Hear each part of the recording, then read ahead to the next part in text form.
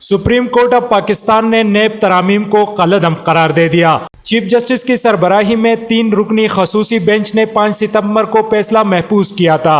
नेब कवानीन में तरामीम से मुतल्लिक केस में 54 समातें हुई थी। साबका हुकूमत की जानिब से नेब तरामीम को पीटीआई के चेयरमैन ने चैलेंज किया था। मखदूम अली खान ने नेब तरामीम के हक में जबकि ख्वाजा हारिस ने मुखालफत में दलाइल दिए थे। सुप्रीम कोर्ट ने नेब तरामीम से मुताल्लिक मुख्तसर फैसला सुनाया। तफसीली फैसला बाद में जारी किया जाएगा। सुप्रीम कोर्ट ने चेयरमैन पीटीआई इमरान खान की दरखास्त काबिल समाअत करार दिया। सुप्रीम कोर्ट ने अक्सरियती बुनियाद पर फैसला सुना दिया। जस्टिस मंसूर अली शाह ने फैसले से इख्तिलाफ किया।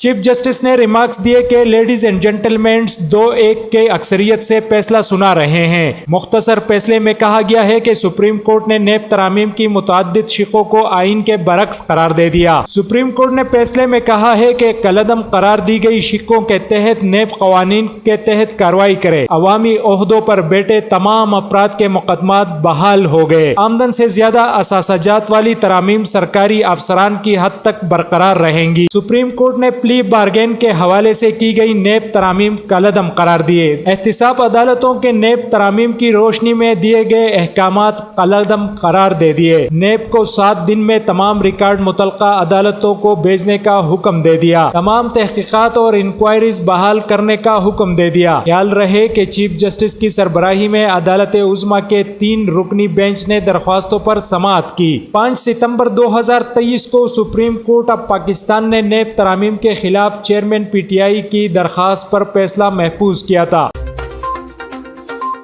एमपी न्यूज सवाल समेत मुल्की और गैर मुल्की खबरें आप तक पहुंचाए सबसे पहले।